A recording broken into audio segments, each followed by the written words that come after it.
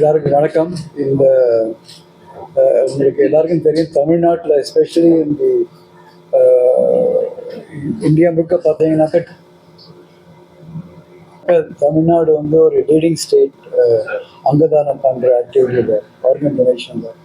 அதுவும் இப்போது இந்த ஒரு கிட்டத்தட்ட போன ஒரு வருஷ காலத்தில் ரொம்ப நல்லாவே இம்ப்ரூவ் ஆகிருக்கு. இப்போ எல்லா கவர்மெண்ட் மெடிக்கல் காலேஜஸ்லேயும் ஆர்கன் டொனேஷன் நடக்கிறதுனால ஒரு மாதத்துக்கு கிட்டத்தட்ட 25-30 ஆர்கன் டொனேஷன் நடக்குது. அதனால நம்மளோட டிரான்ஸ்பிளான்ட் ஆக்டிவிட்டி இன்க்ரீஸ் ஆகிடுச்சு. அதனால் போன மாதம் கிட்டத்தட்ட 15 டிரான்ஸ்பிளான்ட் ஒரு மாதத்துக்கு பண்ணினோம். அது வந்து ஈவன் பை வேர்ல்ட் ஸ்டாண்டர்ட்ஸ் ரொம்ப அதிகம். அண்ட் ஒரு நாளில் நாங்கள் 20 மணி நேரத்தில் 5 டிரான்ஸ்பிளான்ட் பண்ண வேண்டிய வந்து சொன்ன மாதிரி இது கெடாவரிக் டொனேஷன் வந்து ப்ரிடிக்ட் பண்ண முடியாது.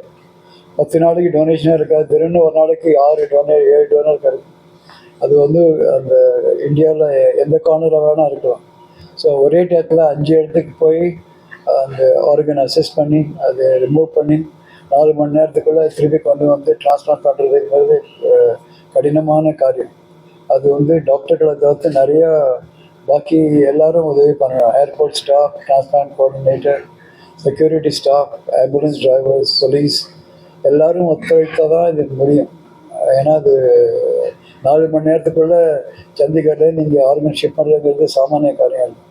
ஆனால் தமிழ்நாட்டில் நம்ம கிட்டத்தட்ட 10 வருஷமாக இவ்வளோ பண்ணதுனால ரொம்ப ஸ்மூத்தாக வேலை பண்ணுறது. ஸோ எங்களுக்கு ரொம்ப மகிழ்ச்சியான காரணம்.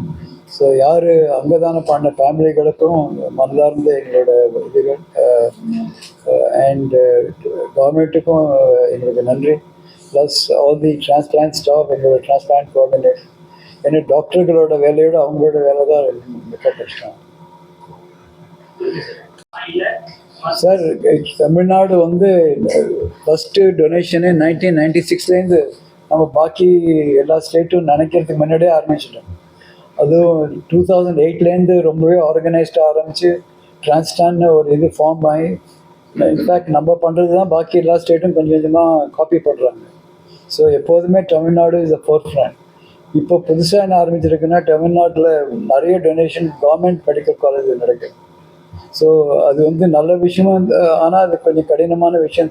ஏன்னா நல்ல விஷயம் ஏன்னாக்கா அது அதனால அவேர்னஸ் அதிகமாகிறதுனால நிறைய ஆர்கன் கிடைக்கிறது. ஆனால் அது சின்ன சின்ன ஊரில் உங்களுக்கு திரும்பி இப்போ நாகப்பட்டினம், நாகர்கோவில், தேனி, அங்கே ராத்திரி 2 மணிக்குனா அங்கேருந்து நீங்கள் ட்ரைவ் பண்ணி தான் வர முடியும்.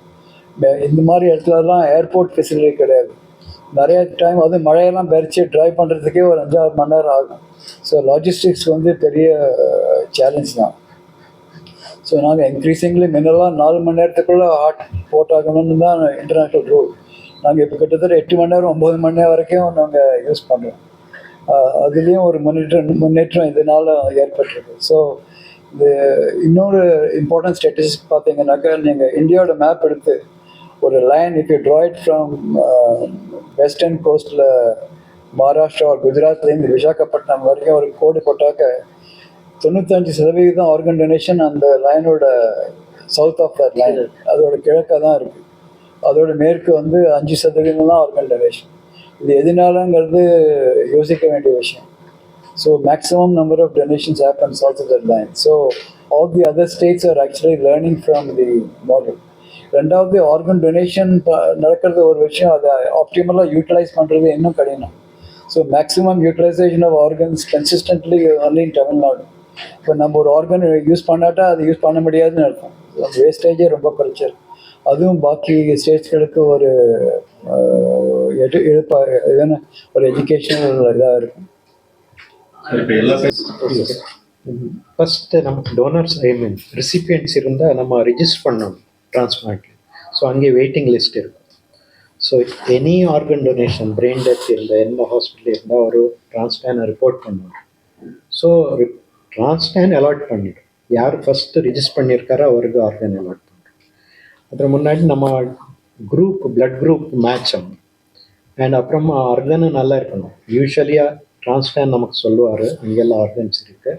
நம்ம அங்கே போயிட்டு ஆர்கன் அசஸ் பண்ணிவிட்டு அது எப்படி இருக்கு பார்க்கணும். ஆர்கன் நல்லா இருந்தால் நம்ம எடுத்துக்கலாம். But according to the chronological order நம்ம ரிஜிஸ்டர் பண்ண அப்புறம் யார் ஃபர்ஸ்ட் ரிஜிஸ்டர் பண்ணாரோ அவருக்கு கிடைக்கும். Because when we have Indian patients, we will do only for the Indians. Foreigners will get only if there are no Indians. Well, no Indian. இங்கே தமிழ்நாடு யார் இல்லைன்னா that will go to the other states. Other states also they don't have any Indians, then it will be allotted to foreign.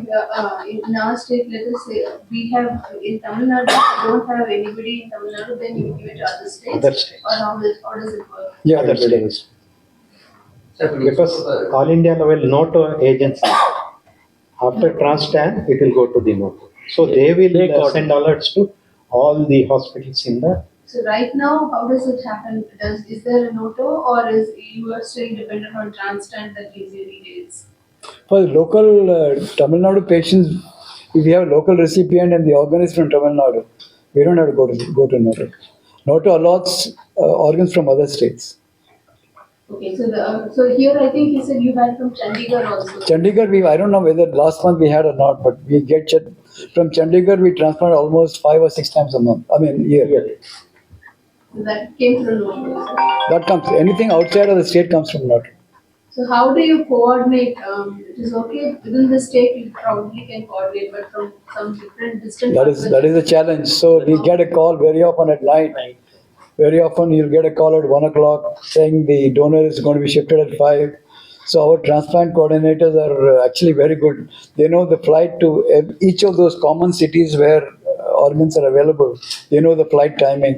So they will know there's a flight at 5 o'clock to Delhi or 4:30 to Calcutta.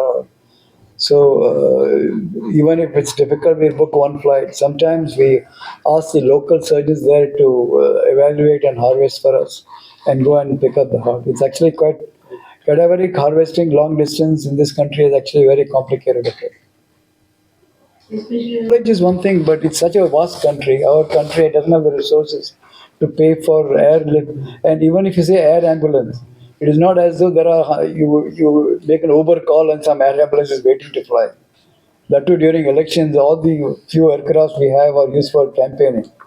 So we have to depend on commercial flights. And commercial flights fly when they have to, not when we want to. So we have to sometimes postpone donation. Sometimes we don't take an organ, which is very good otherwise. Sometimes we drive to the next airport where a flight is available.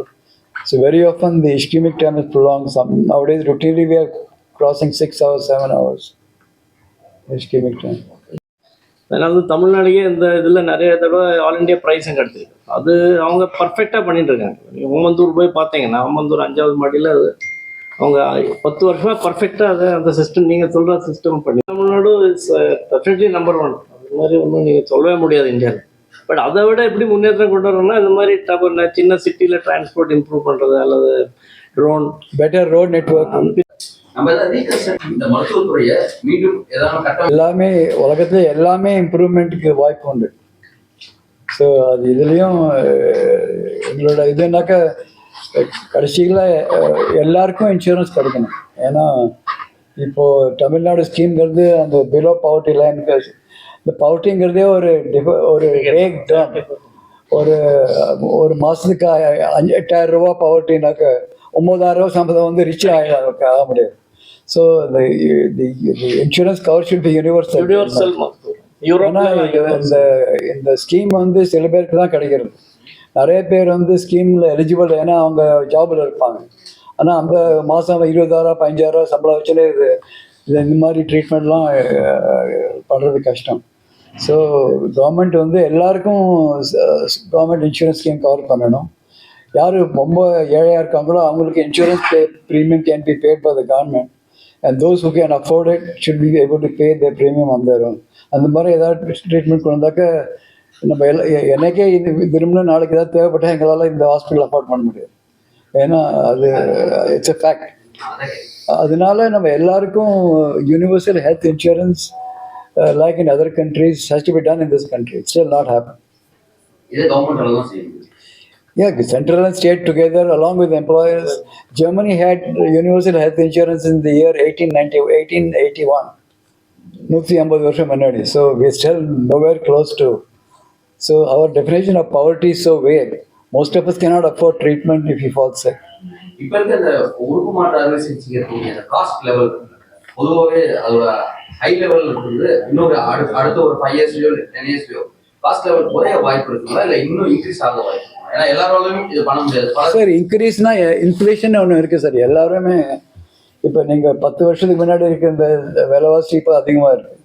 அதே மாதிரி எல்லாருக்கும் சம்பளமும் ஒரு அளவுக்கு increase ஆகிருக்கும் 10 வருஷம் முன்னாடி.